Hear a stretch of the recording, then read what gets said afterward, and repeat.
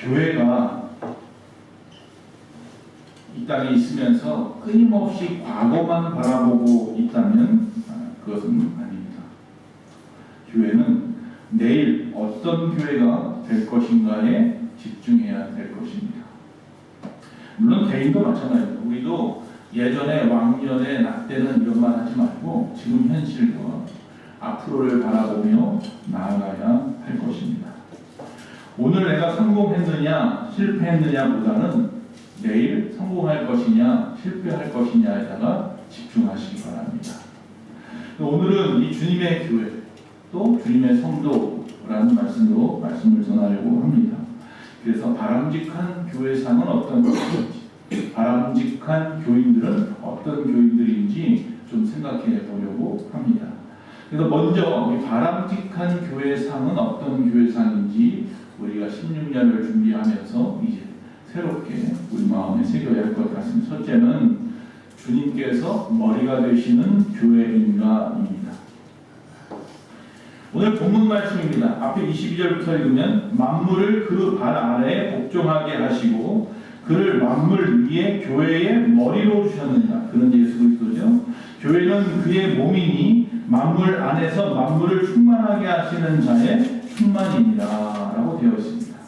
쉽게 이야기하면 모든 만물 위에 교회가 있고 교회 위에 예수님이 계신다라는 말씀입니다. 결국 다시 말하면 교회는 세상 위에 있고 교회 위에는 주님이 계신다라는 것입니다. 한 집안의 어른이 누구냐에 따라서 그 집안의 가풍이나 그 가게의 질서가 흔들릴 수도 있고 확립될 수도 있습니다. 요새 말로 시대말로 맞지 않는다라고 생각할 수도 있겠지만요. 오늘 말씀을 좀 생각해 보면 어떤 가정에서요 어머니가 응접실에 의자들이 있는데 그 중에 하나의 의자에는 아무도 앉지 못하게 합니다. 오직 아버지만 남편만이 앉을 수 있는 의자로 지정을 해놨습니다. 그래서 자녀들이 어려서부터 그것을 갖다 바라보고 살았습니다. 자라는 동안에도 나이가 들어 어른이 되어도 그 자리에는 앉지 않았다고 합니다. 그것은 가장의 권위를 높이는 일종의 교육 방법이었습니다. 그래서 자기 집안에서 존경을 받고 사랑을 받지 못하는 사람은 밖에 나가서도 존경과 사랑을 받지 못한다라는 생각에서 그 어머니의 지혜였던 것입니다. 그래서 자녀들이 그 아버지를 존중할 줄 알게 되었다는 거죠. 예수님은 교회의 머리이십니다. 모든 성도가 그 사실을 기억해야 합니다. 이것을 잊어서는 안 됩니다. 교회는 오직 예수님의 몸입니다. 다시 말하면 예수님을 머리로 받드는 교회, 예수님을 높이고 예수님을 섬기고 예수님의 말씀대로 순종하는 교회가 멋진 교회입니다. 제 말이 아니라 어느 누구의 말이 아니라 오직 예수님의 말씀만이 선포되어지고 그 말씀만이 행해지는 교회가 되어야 한다라는 것입니다. 두 번째, 바람직한 교회상은 어떤 교회냐? 존재 가치가 뚜렷한 교회가 되어야 합니다. 주님이 우리에게 말씀합니다. 제자들에게 먼저 말씀하십니다. 너희는 세상의 소금이고 너희는 세상의 빛이라. 그것이 우리의 존재 가치입니다. 교회가 이 땅에 뭐가 되어야 됩니까? 소금이 되고 빛이 되어야 됩니다. 어두운 곳에 빛이 되어야 합니다. 썩어져라가 부패하는 곳에 소금이 되어야 합니다. 그것이 교회의 존재 가치입니다. 즉 이 세상에서 필요한 것이 되어야 됩니다. 필요한 교회, 필요한 사람이 되라는 말씀입니다. 그러니까 교회가 교회만을 위한 존재 가치를 가지고 있다고 한다면 그것은 상당 부분 예수님의 말씀을 잃어버린 교회가 되는 것입니다. 그러니까 첫 번째 말씀조차, 즉 교회의 머리가 된다고 하는 예수님에 대한 말씀조차 잃어버리는 것은 교회가 교회로서만 존재하기 때문입니다. 교회는 세상을 위하여 하나님이 만드신 것입니다. 그렇기 때문에 교회가 세상을 향하여 문을 닫으려는 순간 교회는 더 이상 교회가 아닙니다. 지역 주민이나 지역 사회가 존재 가치로서 인정하는 교회가 진정한 교회입니다. 우리 교회도 그런 교회가 되기 원합니다. 그래서 작은 도서관이 더 활성화되었으면 좋겠고, 여러분 섬기고 있는 목장이 그런 역할을 감당했으면 좋겠습니다. 물론 교회가 지역 사회가 존재 가치를 인정하는 것만 가지고 되는 것은 아닙니다. 먼저 예수님이 존재 가치를 인정하는 것이 절대 명제입니다. 지역 사회나 주민들이 머리를 아주 흔들어대면서 아이고 저 교회는 없는 편이 낫겠다라고 하는 교회가 되지 않아야 됩니다. 그 교회로서의 존재 가치를 상실하지 말고 인정받는 교회가 되어야 한다는 것입니다. 그러기 위해서는요, 이 자족하는 교회는 안 됩니다. 그저 자신들만을 위한 교회, 우리만의 교회가 되면 안 됩니다. 그래서 제가 싫어하는 말 중에 하나가 가족 같은 교회예요. 가족 같은 교회는 자기 가족밖에는 몰라요. 남이 들어와서 우리 가족을 흔들어대는 것을 싫어하죠. 그러면 안 됩니다. 여러분, 자족하는 교회가 되면 안 된다고 말씀했는데, 교회에 성도들이 모이기 시작합니다. 성도수가 늘어나기 시작합니다. 시간이 지나면서, 그러면서 헌금도 많이 나오게 되겠죠. 그 헌금을 가지고 무엇을 할까 생각하고는 먼저 하는 일이 뭡니까? 교회를 새로 짓는 일부터 시작합니다. 또 짓고 또 짓습니다. 증축하고 또 짓고 또 이어서 거대하게 지어야만 합니다. 수천 명이 모이는 교회가 되고 수만 명이 모이는 교회가 되어야 합니다. 그러다 결국은 그렇게 짓다 모자르니까 세상 빚도 지게 되고 참을 수 없고 할 수 없어서 경매에 나와버리는 교회도 있고, 그 또 여러 가지 물질적인 것들 때문에 교회가 대형화되면서 기득권 싸움이 벌어지기 시작하고, 또 교회 안에 세습의 문제가 또 생겨나기도 시작하고, 그로 인하여서 사회로부터 지탄받기 시작한 교회가 한국교회입니다. 우리 교회가 세상을 위하여 존재하는 교회가 되기를 원합니다. 세 번째는 선교에 주력하는 교회가 되어야 합니다. 선교는요, 주님의 지상 명령입니다. 마지막 유언이십니다. 그래서 해도 되고 안 해도 되는 게 아니라 분명히 선교해야 합니다. 그래서 선교합시다 얘는요, 노매는 없습니다. 무조건 다 뭐예요? 아멘이어야 하는 것입니다. 주변에 보면 선교교회라는 교회도 꽤 많이 있는 것을 보게 됩니다. 교회의 가장 큰 사명이 선교이기 때문입니다. 우리 교회도 이러한 선교의 사명을 띠고 이곳에 세워진 교회입니다. 그래서 세상에 나가서 외치는 것입니다. 뭐라고? 예수 안에만 소망이 있습니다 라고 외치는 교회가 바로 우리 예수 소망 교회입니다. 여러분, 합정교회 가면, 서울의 합정교회 가면 양화진이 있죠. 양화진에 가면 외국인 선교사들의 묘가 있습니다. 수많은 묘지가 있습니다. 이름 없는 어린아이들의 조그만 십자가가 모여있는 묘지도 있습니다.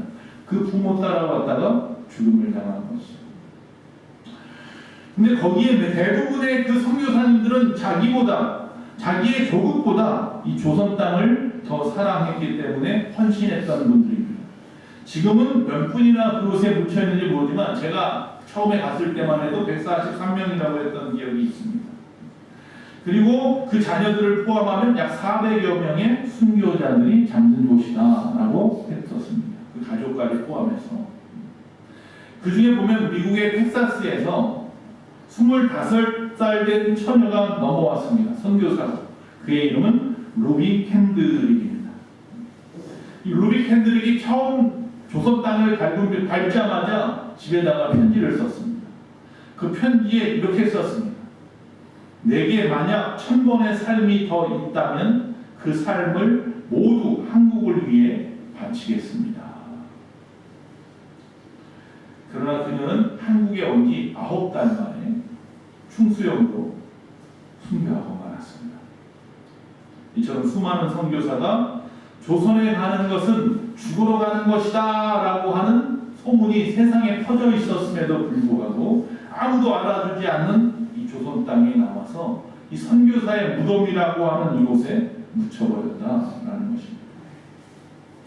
그러나 그들은 그 당시 하나님 아버지가 이 조선을 얼마나 사랑하는지 그 마음을 읽었기 때문에 이 조선 땅에 발을 들 수 있었습니다. 우리도 하나님 아버지의 마음을 읽을 수 있어야 합니다. 결국 100여 년이 지난 지금 한국 교회는 그들의 선교에 빚진 교회가 되었습니다. 우리가 금요일 기도회 때마다 선교들을 위해서 기도합니다. 우리가 그들을 위해서 많은 것 도와주지 못하지만 기도라도 열심히 합시다 라는 마음에서 기도합니다. 바누아투의 김현수 양햄시바 선교사님을 위해서 기도합니다. 또한 인도의 이원봉 김민 선교사님을 위해서 기도합니다. 그리고 불가리아의 양재하 이종근 선교사님을 위해서 기도했습니다. 그러나 뜻하지 않게 우리 이종근 선교사님은 지난주 하나님에게로 하나님 품에 옮겨가셨습니다. 우리 양정희 권사님이 장례식에 다녀오셨겠죠. 양재학 선교사님이 오빠가 되십니다. 여러분, 많은 사람들이 이름도 없이 빛도 없이 하나님이 보내셨다는 그 이유 때문에 그 땅에 가서 모든 것을 포기하고 헌신하고 죽음에까지 이르도록 그 땅을 사랑하고 그 땅의 백성들을 위하여 복음을 전하는 것입니다. 즉 우리나라의 많은 교회들이 이처럼 한국 교회들이 선교의 빚진 자가 되어서 우리들 대신 그 누군가가 지금 이 순간에도 수많은 신령들이 세상에 나아가 선교하고 있다는 사실입니다. 왜 선교를 해야 합니까? 예수님의 지상 대명령이기 때문입니다. 유언이라는 것입니다. 너희는 가서 모든 족속으로 제자를 삼으라 라고 말씀하시는 주님의 말씀 때문입니다. 즉 다시 말하면 선교하지 않으면 망하기 때문입니다. 물이 고이면 결국 썩습니다. 흘려보내야만 되는 것입니다. 에스겔서에 보면 에스겔 선지자가 환상 가운데 성전에서 물이 흘러나와요. 생명수가 흘러나와서 넘치고 넘쳐 흘러가서 아라바 저 죽어있는 저 사해바다를 살렸더라. 그리고 그 주변에 많은 것들을 살려냈더라. 초대교회의 시작을 보면 예루살렘 교회가 성령 충만을 받고 마가다락방의 교회가 시작이 됩니다. 그리고 그곳에서 3,000명, 5,000명씩 회개하는 역사가 일어나고 교회의 숫자가 늘어나기 시작합니다. 감당할 수 없을 만큼 늘어나자 그곳에서 7명의 안수 집사님을 세워서 12 제자는 오직 하나님 말씀을 읽고 듣고 전하고 기도하는 일에만 힘쓰고 이제 그 교회의 전반적인 일들은 교회의 집사님들에게 다 맡겨두었습니다. 근데 뜻하지 않게 그 7 집사님 중에 한 분이었던 스데반 집사님이 나가서 복음을 전하다가 돌에 맞아 죽었습니다. 사람들한테 끌려나갔습니다. 너희가 죽인 예수가 하나님의 아들 메시아라고 외쳤던 것 때문에 사람들이 마음에 찔려서 그를 붙잡고는 성 바깥으로 끌고 나가서 돌을 던져서 쳐 죽였습니다. 그때도 스데반 순교자는 그렇게 말했습니다. 저들은 알지 못해서 하는 짓입니다. 주님 용서해 주십시오. 그리고 천사와 같은 얼굴로 죽임을 당했습니다. 많은 사람들은 이상한 일이라고 생각했습니다. 우리가 정말 주를 위해서 열심히 하는데 왜 하나님 복음을 전하는 자가 죽습니까? 거기에 하나님의 뜻이 있었습니다. 그 스데반의 죽음으로 인해서 사람들이 겁을 먹기 시작했고 그 그리스도인들이 어떻게 합니까? 세상으로 뿔뿔이 도망치기 시작했습니다. 그리고 그곳에서 다시 신앙의 뿌리를 내리기 시작했습니다. 예루살렘에만 모여있던 자들이 세상으로 퍼져나가는 겁니다. 할렐루야. 그 중에 하나의 교회가 안디옥 교회였고 그 안디옥 교회가 부흥하기 시작했습니다. 그래서 이 예루살렘 교회에서 파송을 합니다. 바나바를 파송합니다. 바나바가 칭찬받는 자였습니다. 그래서 그를 파송하자 바나바가 혼자 가지 않고 누구를 데려갑니까? 바울을 데려갑니다. 거기서부터 사도 바울이 세계를 향한 선교의 발걸음을 내딛기 시작해서 1차, 2차, 3차 선교여행을 통해서 유럽에 복음이 전해졌고 그 유럽에 많은 선교사들이 또 세워지고 그들이 미주로 나아가고 또 이 동아시아를 통해서 그 동남아 중동을 넘어서 다시 예루살렘에 복음이 들어가는 날 주님이 오신다고 했습니다. 여러분, 이처럼 교회는 선교하는 교회가 되어야 됩니다. 우리가 멈춰 있으면 하나님이 어떠한 방법을 통해서라도 그 일을 하시는 겁니다. 네 번째, 어떤 교회가 바람직한 교회냐? 흔들리지 않는 교회가 바람직한 교회입니다. 교회가 흔들리는 결정적인 이유는 바로 이 마귀 때문입니다. 마귀가 교회를 흔들어댑니다. 마귀가 가정을 흔들어댑니다. 그 흔들리는 구체적인 이유를 보면 첫째는 교회 안에 내분을 일으켜서입니다. 즉 의견을 대립시킵니다. 감정을 대립시킵니다. 견해 차이가 생기게 합니다. 그래서 이것을 슬기롭게 극복하지 못하게 만듭니다. 세상적인 방법을 통해서 이것을 해결하게 만듭니다. 두 번째, 텃세입니다. 변은 익을수록 고개를 숙여야 하는데 교회 안에서 오래 다녔다는 이유 때문에, 교회의 어떤 직책을 맡았다는 이유 때문에 어떤 특정 소수가, 특정인이 기득권을 행사하려고 하기 시작하는 순간부터 교회는 흔들리기 시작합니다.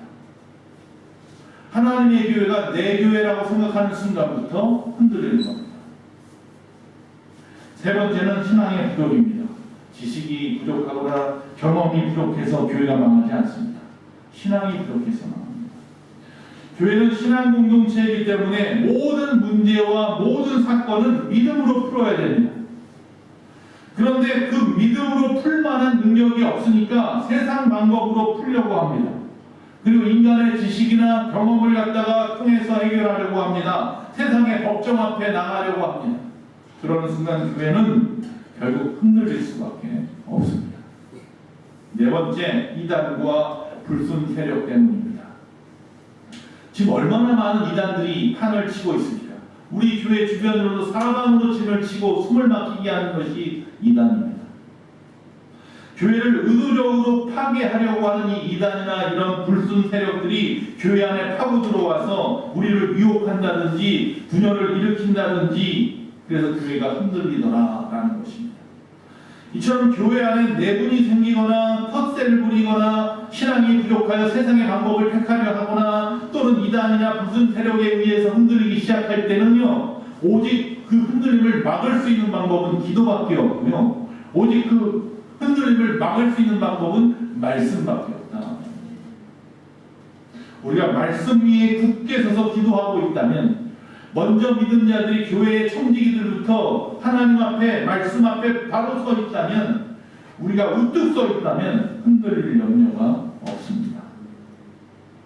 개인의 신앙의 차이도 물론 있겠지만 이 말씀 앞에 바로 서는 것, 여기에 힘쓰는 교회가 되어야 합니다.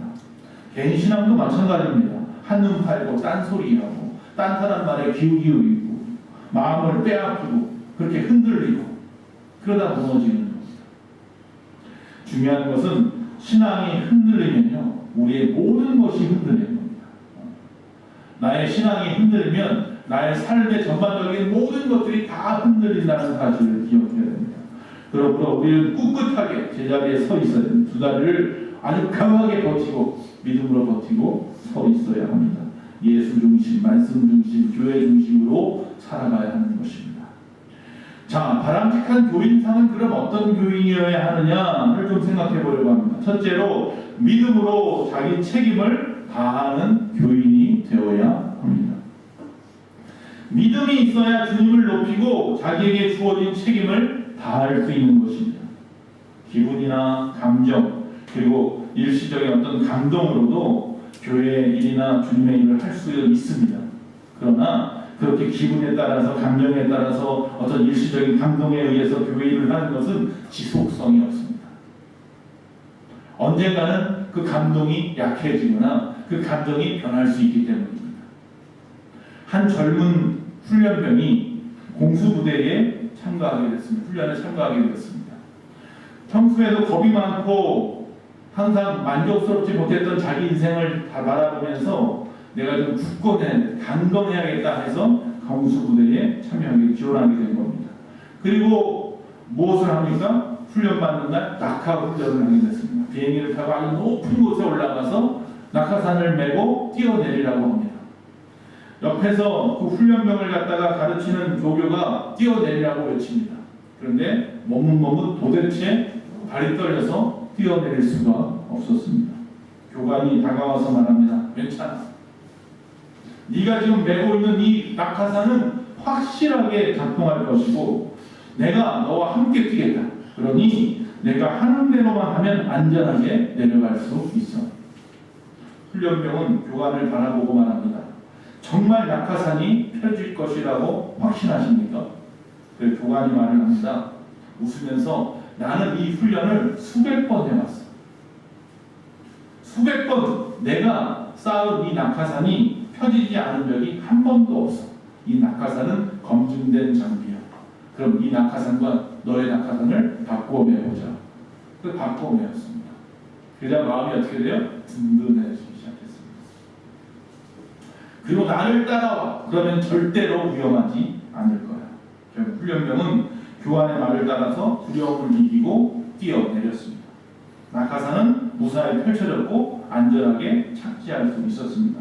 그 순간 그는 깨달았습니다. 믿음은 두려움이 없어서가 아니라 두려움을 넘어서 누군가를 전적으로 신뢰할 때 생기는 것이라는 것을 알았습니다. 세상에 두려움 없는 사람은 없어요. 아무리 믿음 좋다고 하는 저도 두려움은 늘 있습니다. 여기 아무리 믿음이 좋다고 하는 우리 장로님이나 안수집사님이나 검사님들도 두려움은 있을 것입니다. 그러나 그 두려움을 갖다 이길 수 있는 믿음이 우리 가운데 있을 줄로 믿습니다. 누군가를 전적으로 신뢰하기 때문에 생기는 믿음입니다. 누굽니까? 바로 예수 그리스도를 전적으로 신뢰하기 때문에 우리에게는 믿음이 있습니다. 흔들리지 않는 믿음이 있습니다. 믿음으로 자기의 책임을 다하는 교인이 되시기 바랍니다. 의심 없이 믿는 그 믿음에는 언제나 놀라운 응답이 따르는 줄로 믿습니다. 우리가 모든 성도들 앞에서 믿음 있는 사람의 본이 되어 주시기 바랍니다. 먼저 믿은 우리가 믿음으로 바로 서 있어서 그 믿음이 흘러 넘쳐서 교회 안에 믿음이 충만한 교회가 된다면 우리 교회는 긍정의 바이러스가 가득한 교회가 될 줄로 믿습니다. 두 번째, 서로 화목하는 교인이 되어야 합니다. 교회는 그리스도의 사랑이 차고 넘치는 화해 공동체입니다. 그러므로 공격적인 사람이나 아니면 또 성격이 급한 사람이나 부정적인 사람은 교회의 화평을 깨트리기 일쑤입니다. 혹시 나는 그런 사람이 아닌지 좀 돌아봐야 합니다. 교회는 나도 평안해야 하지만 남도 평안해야 하는 겁니다. 나 교회 나와서 화평을 이루려고 왔습니다. 이것도 중요하지만 더불어 함께 화평을 이루어야 한다는 것입니다. 나의 말 한마디와 행동 하나가 교회의 화목을 깨뜨려서는 절대로 안 됩니다. 여러분의 예배의 태도가 다른 성도들에게 본이 되어야 합니다. 교회 때는 저런 목장으로 앉아 있어야 되고, 교회 때는 저런 모습으로 앉아 있어야 되고, 교회 때는 이럴 때 아멘하는 거구나. 이렇게 찬송 목소리를 세워서 높여서 해야 되고, 일어설 때 일어서고, 또 두 손을 들어서 찬양하기도 하고. 여러분이 본이 되어 주셔야 합니다. 교회를 저렇게 앞에 앉아서 도는 거구나. 교회를 대충 저렇게 입고 나와서 앉아 있으면 되는 거구나. 예배 시간에 딴짓하고 핸드폰 보고 뒤돌아보고 시계나 보고 그러면 되는 거구나. 시간만 때우면 되나? 늦게 와도 되고 일찍 가도 되고. 여기 있는 여러분의 모습이 우리 교회의 현 주소입니다. 우리 교회가 이 모습인 이유는 바로 여러분 때문이고 저 때문인 것입니다. 어느 철학자가 그 인간을 곤충에다가 비교해서 설명하는 책을 썼습니다. 첫째로 이 남의 불행을 자기의 유익으로 삼는 존재가 있습니다. 이것을 어떤 존재와 같은 사람이라고 하냐면 거미 같은 존재. 거미줄을 치고 거기서 잡힌 것들을 잡아먹습니다. 둘째는 자기 혼자만의 이익을 위해서 사는 존재와 같은 사람이 있답니다. 뭐예요? 개미 같은 존재. 개미는 남한테 피해주지 않지만 또 남에게 도움이 되지도 않는다라는 겁니다. 셋째는 자기 유익과 더불어 타인의 유익을 위해서 공생하는 존재가 있다. 뭘까요? 어떤 곤충일까요? 꿀벌. 예수님께서 분명히 말씀합니다. 팔복 가운데 화평을 위해 일하는 사람이 복이 있습니다. 이런 사람은 하나님의 아들이라 일컬음을 받을 것입니다. 라고 말씀했습니다. 거룩하신 하나님의 자녀가 되는 영광과 축복이 주어지는 이 평화를 만드는 자의 삶, 그것은 우리의 삶이 되어야 되는데 어떤 삶이 그런 삶으로 나아가느냐. 첫 번째, 대화하는 삶입니다. 오늘날 우리는 말의 홍수 시대에 살고 있습니다. 수많은 말들이 떠돌아다닙니다. 그런데 서로의 마음을 이어주는 대화는 바로 서기못해서 수많은 말을 떠들어대지만 그 말이 사람을 살린다거나 한 사람으로 넘치게 한다거나 하지 못한다는 게 문제입니다. 대화는 무엇보다도 타인에 대한 관심 또 더불어 듣는 자세가 필요합니다. 자기만의 생각을 일방적으로 떠들어대는 명령이 아니고 또 자기의 생각으로 남을 설득하려는 독백만도 아니고 오직 그런 것들은 이기주의에서 발동하는 것들이고 우리는 타인을 위하여 들을 수 있는 귀가 먼저 있어야 해서 잘 듣고 잘 말해야 합니다. 교회 안에서 마찬가지입니다. 대화는 남의 말에 귀를 기울이는 관심과 사랑에서 시작하는 겁니다. 대화는 마음의 문을 열게 하고 상대를 이해하는 데부터 시작하는 겁니다. 평화라는 것은 바로 이런 대화를 통해서 이루어지는 것입니다. 교회가 화목해지기 원합니다. 그러면 말을 잘해야 합니다. 성도들이 이 대화를 잘해야 합니다. 두 번째는 협력하는 겁니다. 화평하고 싶습니다. 그럼 협력하십시오. 하나님께서는 인간을 만드실 때에 더불어 사는 존재로 만드셨습니다. 혼자 있는 것이 외로워 보여서 아담에게 하와를 그의 갈비뼈로 맞추어 만들어 주시고 가정을 만들어 주셨고 교회를 만들어 주셨습니다. 여러분 배치장도 맞들면 낫다고 했습니다. 더불어 함께 협력하는 교회가 되기를 바랍니다. 성경은 끊임없이 서로 돕고 나누며 살아가는 것이 복되다고 말씀합니다. 형제가 연합하니 어찌 그리 아름다운고. 더불어 함께 도우며 사는 협력하는 삶이 평화를 이루는 것입니다. 세 번째, 봉사하는 삶을 사는 것입니다. 우리의 삶은 이웃에게 봉사하는 삶, 섬기는 삶을 살아가도록 만들어 주신 삶입니다. 그러니까 다시 말하면 혼자서 자신만을 위해서 살라고 만든 인생은 하나도 없습니다. 더불어 살아가라고 말합니다. 근데 더불어 살아가기 위해서 방법은 섬기는 겁니다. 섬기지 못하면 섬김만 받으려고 하는 사람은 절대 더불어 살아갈 수 없습니다. 아니요, 나는 섬김을 받으면서도 더불어 살아가는데요. 아니요, 그들이 어쩔 수 없이 상황 때문에 그렇게 섬겨주는지는 몰라도 그들과 함께 하지는 못할 겁니다. 그 제 말은 꼰대 문화라고 말하죠. 그래가지고는 더불어 살 수 없다는 겁니다. 예수님께서 이 땅에 오신 이유는 크게 두 가지입니다. 하나는 우리를 구원하시려고 오셨다 그랬습니다. 또 하나는 뭐예요? 섬기러 오셨다 그랬습니다. 즉 섬김의 본을 보이러 오셨다. 하나님의 나라는 다른 곳에 있지 않습니다. 서로를 위해서 봉사하는 마음으로 기꺼이 수고하고 희생하는 곳에 사랑과 평화가 넘치는 하나님의 나라가 있는 줄로 믿습니다. 자, 세 번째 어떤 교인이 되어야 되느냐? 자, 앞에서 말했습니다. 믿음으로 책임을 다하는 교인이 되어야 된다. 그리고 화목해하는 교인이 되어야 된다 했는데 세 번째는 바로 감사하는 교인이 되어야 합니다. 여러분 감사하는 교인이 되십시오. 감사하는 교인. 감사에는 반드시 동기가 있습니다. 물론 원망이나 불평도 동기가 있기 마련입니다. 이 원망이나 불평은 그 동기가 불순하고 악합니다. 그러나 하나님의 자녀된 것, 교회의 교인된 것을 감사하는 교인이 된다면 그 동기는 정말로 귀하고 귀한 것이기 때문인 겁니다. 어느 교회든지 교회마다 단점이 있고요, 장점이 있습니다. 다 장점만 있는 교회는 아마 없을 겁니다. 왜? 인간들이 모이는 공동체이기 때문에 다 장점만 있습니다. 그 안에는 이미 구원받아서 하나님의 뜻대로 살려고 열심히 사는 사람도 있지만 이제 처음 교회에 나와서 아직 세상의 때를 벗지 못한 사람도 더불어 있거든요. 그래서 교회들마다 다 장점만 있으면 좋겠지만 단점도 얼마든지 있어요. 그런데 중요한 것은 뭐냐면 그 단점보다는 장점을 바라보는 교회가 복된 교회입니다. 즉 장점을 바라보고 교회를 섬기고 장점을 바라보고 사랑해야 한다는 것입니다. 거기에 단점이 어떻게 돼요? 묻히는 거예요. 덮이는 거예요. 끊임없이 단점만 바라보고 불평하고 단점만 바라보고 떠들어대면 장점은 어느새 없어져 버려요. 단점만 넘치는 교회가 되어버리는 거예요.